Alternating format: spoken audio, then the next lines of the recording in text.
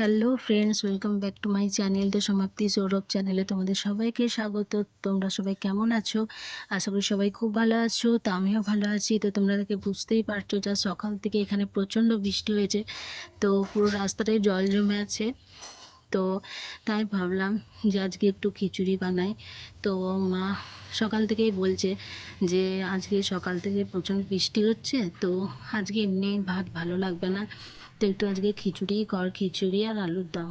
তাই আমি ভাবলাম ঠিক আছে তাই করি, কারণ মানে বৃষ্টির দিনে তো খিচুড়িটা বেশ ভালোই লাগে, খেতে ভালো লাগে।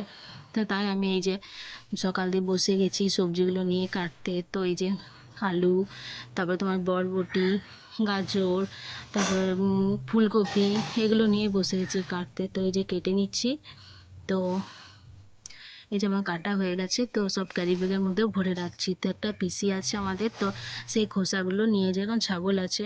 তো এই যে আমার কাটা হয়ে গেছে, তো চলো এগুলো পর ধুয়ে নিই। তো এই যে আমার সব ধোয়া হয়ে গেছে। তো আমি একটু জল দিয়ে রেখেছি, কারণ আলু আছে তো, না কালো হয়ে যাবে। তো এই যে আমি হাঁড়ি বসিয়ে দিয়েছি খিচুড়ির জন্য। তো এই যে এরপর তেল দিয়ে দিলাম। তো আমি ঠিক দেখতে পাচ্ছিলাম না কতটা কি দিচ্ছি না দিচ্ছি, কারণ একটু ওপরে তো গ্যাসটা, তো আমি ঠিক বুঝতে পারি না। তো এই যে তেজপাতাটা দিয়ে দিলাম।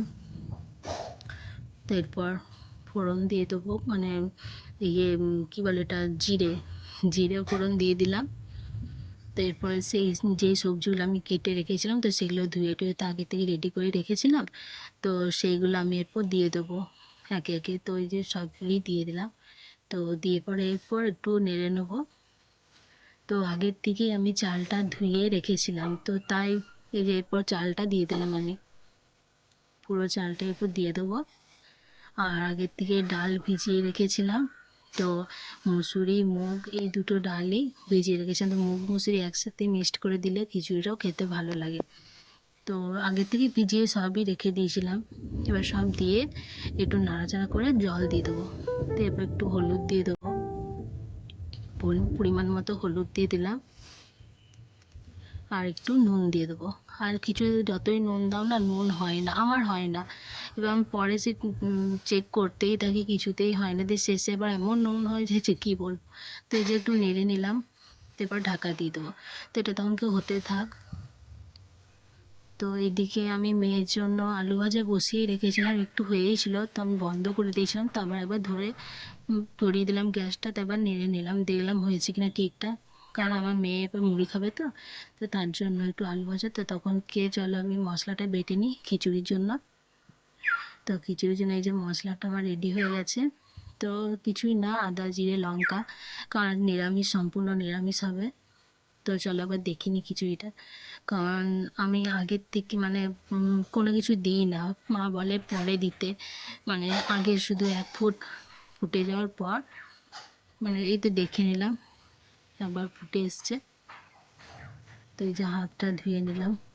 তো এরপর আমি এই যে একবার যে ফুটে এসছে ফেলা এসেছিলো, তো তারপরে আমি চিনি আর টমেটোটা দিয়ে দিলাম, কারণ পরে দিতে বলে, আগের থেকে দিলে নাকি বলে চালটা নাকি সেদ্ধ হয় না, কারণ টমেটোটা একটু টক থাকে তো, তার জন্য। তো তখনকে আমি চলো বাইরে যে বাসনগুলো আছে সেগুলো তুলে নিই, কারণ সকাল থেকে রাখা আছে, টিপি টিপি বৃষ্টি পড়ছে, তো বাসনগুলো যতক্ষণই থাকবে না ভিজেই থাকবে, সে কোনো দিনই জল ঝরবে, তাই বাড়ি নিয়ে চলে এলাম। তো তখনকে চলো আমি আলুর দমের জন্য রেডি করি।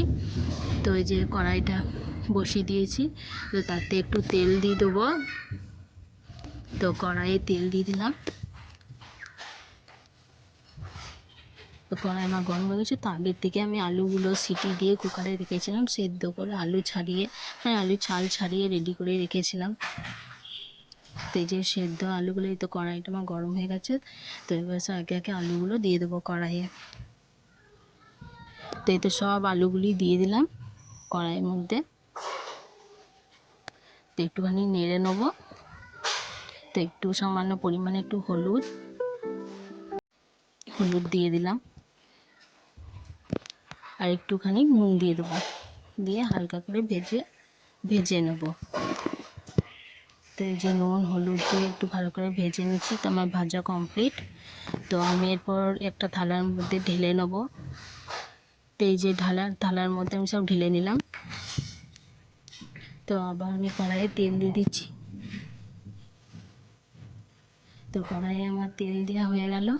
এরপর একটু চিনি দিয়ে দেবো আর একটু গোটা জিরে দিয়ে দেবো, কারণ চিনিটা আগে থেকে দিলে কি হয় তরকারির রঙটা বেশ ভালো আসে, সেই জন্য প্রথমে একটু চিনি দিয়ে দিলাম। তো এই যে কেটে রাখা টমেটো আর লঙ্কাটা দিয়ে দেবো।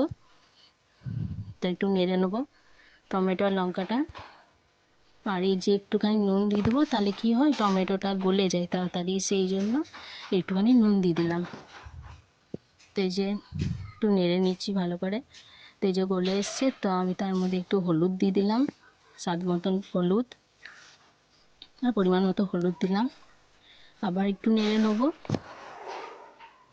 আর এই যে মশলাটা করে রেখেছিলাম তো সেটা দিয়ে দিলাম। তার সম্পূর্ণ নিরামিষ, কারণ বৃহস্পতিবার শনিবার আমাদের ঘরে নিরামিষই হয়, কোনো রকম কোনো আঁশ হয় না, মানে মাছ মাংস ডিম বা আদা রসুন, আদা রসুন না, আদাটা ঠিক ভুল বললাম, মানে পেঁয়াজ রসুন এগুলো চলে না। তো তাই নিরামিষ খিচুড়ি আর আলুর দম। আর চাটনি তো আগের থেকে আমার করাই ছিল, তো সেই জন্য চাটনিটা করছি না। তো এই যে করে নিচ্ছি, তো মশলাটা ভালো করে কষে নিচ্ছি।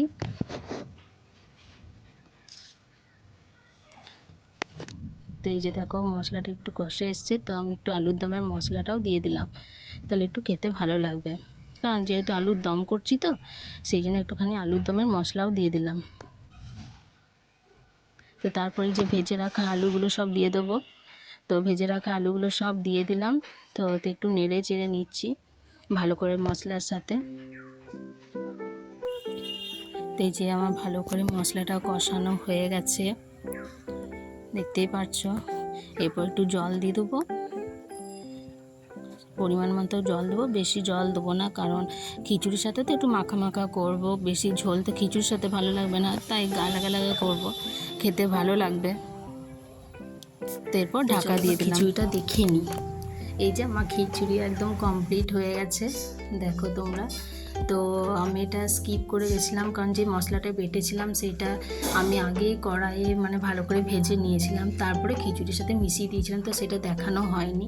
তো চলো একবার দেখে নিই আলুর দমটা। এই যে আমার আলুর দম পুরো রেডি হয়ে এসছে।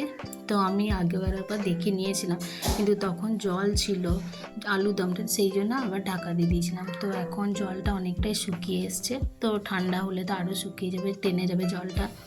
তো তাই আর এইবারে আর কিছু করবো না। রান্না একদম কমপ্লিট হয়ে গেছে, খিচুড়ি আলুর দম, এদিকে চাটনি তো হয়েই আছে। তো আমার ভিডিওটা কেমন লাগলো সেটা তোমরা জানিও, কমেন্ট করে জানিও বন্ধুরা। তো এরপর তো মেয়ে স্নান হয়নি, তো মেয়েকে স্নান করাবো, তারপরে সবাইকে খেতে দেবো। তো এখানে ভিডিওটা শেষ করছি। তো ভিডিওটা কেমন লাগলো অবশ্যই তোমরা কমেন্টে জানিও। তো দেখা হচ্ছে নেক্সট ভিডিওতে, বাই।